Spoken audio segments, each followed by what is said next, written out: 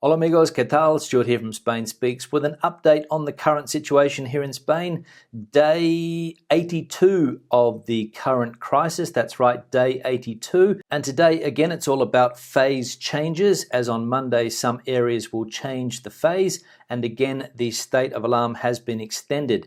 Firstly, a big thanks to all of the people that left comments on the last video. Lots of comments, lots of debate happening there. Big thanks to all of the people that supported the channel through a small donation. You can see your names here. Big thanks to the people that bought merchandise, and another big thanks to my patrons on Patreon for your support. You can find links in the section below on how to support the channel. Now, as I said, today is all about phase changes and the state of alarm. And you're probably asking yourself, how long is the state of alarm going to last? Good question. And we can see here that it's going to end on the 21st of June. So this new extension will run from the 8th to the 21st, the date on which the new normal will begin, although everything depends on each region. Pedro Sánchez already announced that starting from phase 3, each territory would assume command and would have the maximum responsibility to decide the duration of the phase change and therefore the new normality. The decision of the autonomous communities could lead some territories to reach the lifting of the state of alarm before even June the 21st. So there we go, June the 21st is the date, and some areas even before then could come out of the state of alarm. What does that mean? I have no idea. It means that we're going to go into this new normal apparently, and we're going to get back some of the freedoms that we have lost over the last 3 months. Like, for example, being able to travel to another area in Spain. So if that is one of the things that you want to be able to do, as of the 21st or perhaps sooner, depending on your area, you will be able to get those freedoms back, and of course, freedom of movement, one of the main things. Now again, we're coming up to some important phase changes as of next Monday, and we can see here that Madrid and Barcelona will request the move to phase 2 of the de-escalation plan. Several regional authorities will also ask the central government for permission to enter the last stage before beginning the so-called new normality. Now, the video has been going for about 3 minutes, and we've seen the word new normal or new normality about 3 or 4 times. I don't exactly know what this new normal is going to be. It'll be interesting to see what you think it's going to be. I imagine the main measures are going to be related to hygiene. It's going to be a lot more strict from that point of view. We're going to have to wash our hands every time we go into a public place or a bar, restaurant, shop, etc. I imagine that's going to be one of the new normals, but again, if you have any ideas, let us know. Other areas in Spain are also contemplating phase changes on Monday, and we can see that in Andalusia, for example, the government will ask that all of its provinces move to phase 3 on Monday. This would accelerate the de-escalation process in Malaga and Granada, which only entered phase 2 this week. Regarding Valencia, the eastern region entered phase 2 on Monday. The regional government, however, is not expected to ask to move to phase 3 until next week, in accordance with the 2-week time period allotted to each stage. In the Canary Islands, the regional government will apply for the entire archipelago to enter phase 3 on Monday. The islands of El Hierro, La Gomera and La Graciosa are already at this stage due to their very low levels of registered cases, and other regions in Spain are still deciding whether to put in a formal request to change phases or not. There are some doubts in some regions, for example in Murcia, because of an outbreak in one certain area. They're not sure whether they're going to go into phase 3 or not. But many areas, if they have had that 2 weeks in phase 2, are entitled to go into phase 3 if everything is under control and the central government gives them permission. And Madrid and Barcelona in particular, now in phase 1, preparing or going to ask to go to phase 2 on Monday. So we'll see if we get that extra freedom. Now, as I mentioned the other day, there have been some outbreaks around Spain over the last couple of weeks. The one in particular was Lerida, and we can see here that that particular area concentrates the new positive cases for the virus, and the authorities do not rule out micro-confinements. Over the last few days, the health region has added 34 new cases, more than in Barcelona. So micro-confinement's the word being used here now. So if a town, region, smaller city has some type of outbreak, they could confine only that local area and not the rest of the region, which is what has been done up until now. Now, I mentioned in the last video that there's been a lot of inconsistencies with the reporting of the number of deaths here in Spain.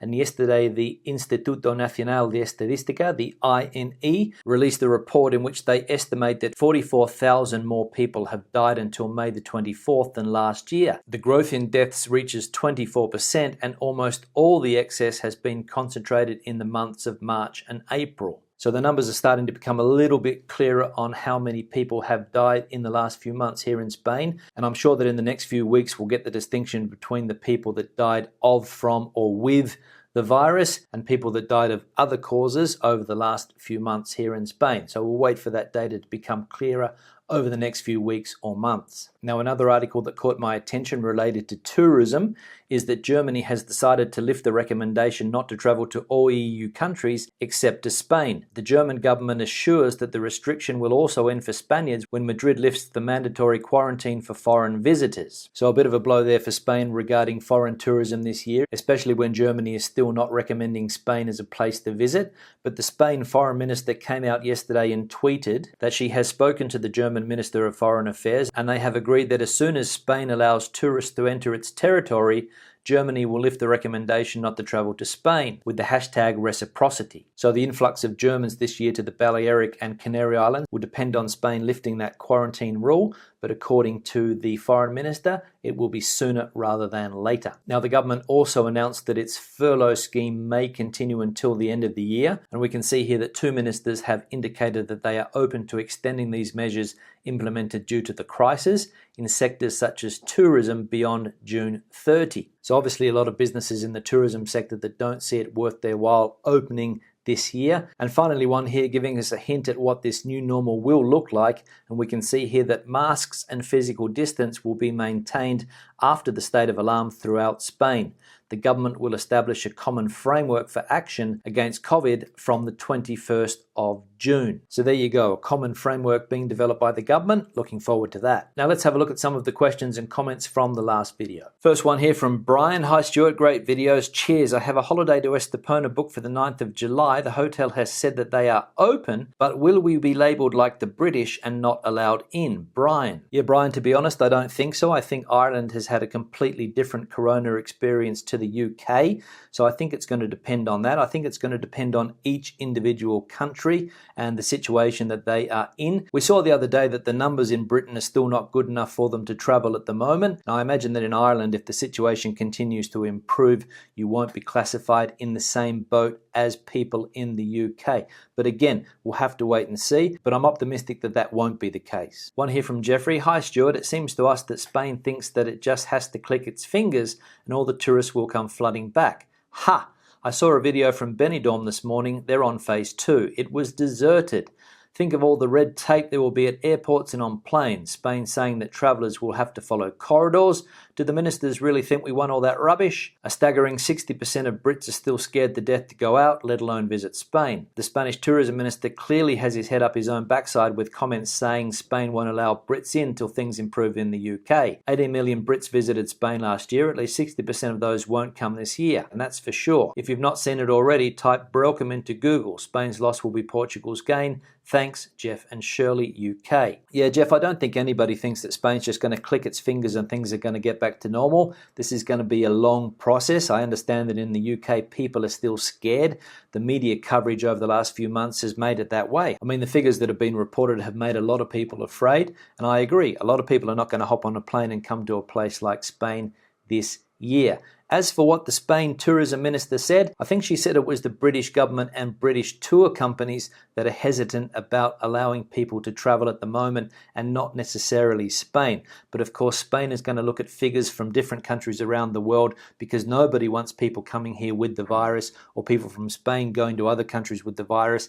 That has to be under control. And regarding Brelcom, I did type it into Google and most of the news is from 2019. So we'll see what the 2020 Brelcom stories are about. One here from Dona Chad H. I doubt we'll ever see the data of people who have died, suffered due to the lockdowns, heart attacks, cancer untreated, drug abuse, alcohol abuse, mental health, businesses lost, homes repossessed, etc.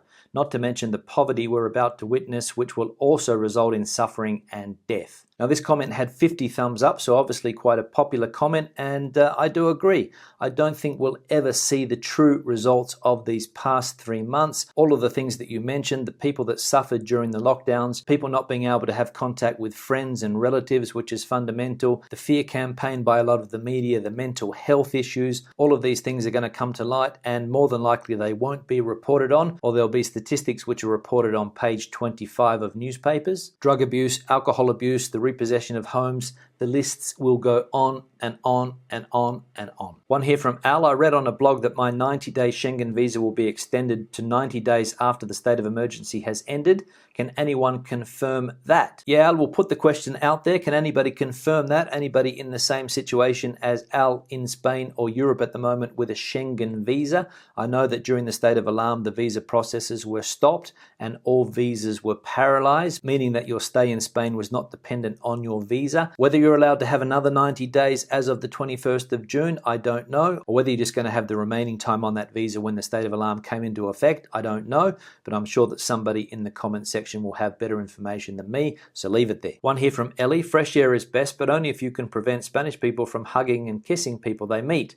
It's so ingrained that you feel awkward not doing it. Yeah, Ellie, good comment. Those customs are seriously ingrained in the culture here in Spain. The first thing that people do is come up and give you a hug and a kiss a lot of the times, and that's all going to have to stop. As we saw before, the government is going to put out a new framework, which is obviously going to list things like this, where people have to maintain some type of social distancing, but you can't stop it. How are you going to police that? How are you going to stop people from hugging and kissing when they've been doing it all their life, basically from the day that they were born? Almost impossible to stop. I personally don't have a problem because it's not part of my culture, but for Spanish people and a lot of people in the south of Europe, it is part of the culture. So it's going to be interesting to see if this changes. And I've spoken to people this week that have said that the first thing they did when they saw their mother, their father, their family, their friends was hug and kiss. So it's almost impossible to stop. One here from Kirsty. Hi Stuart, I'm a dual Australian and British citizen currently resident in France.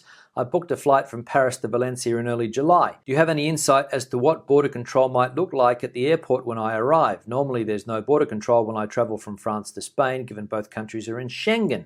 But if passports are going to be checked, even on flights within Schengen and Spain doesn't want Brits to come, do you think that I can enter on my Aussie passport? I haven't been in the UK during the COVID-19 crisis, but not sure if Spain will limit entries based on citizenship or residency. Yeah, some good questions, Kirsty, and a lot more dilemmas opening up there for people that are considering traveling again. British passport, Australian passport, to be honest, I have no idea. I think that when the Schengen borders open up again, we'll go back to the same controls that we had before, meaning that you come from France into Spain without having to show your passport, and most likely you'll only have some type of temperature check when you get to the airport, but I'm not 100% sure on how that's going to work. But if you are a resident in France and you have a French residency card, maybe that would be the best option to travel with that, or at least keep it on you when you are traveling. And in the worst possible scenario, I would travel with the Australian passport, because obviously Australia is a country that hasn't had the same problems as the UK regarding the virus outbreak. One here from Anne. I have enjoyed your videos during the lockdown because you discuss facts calmly and fairly.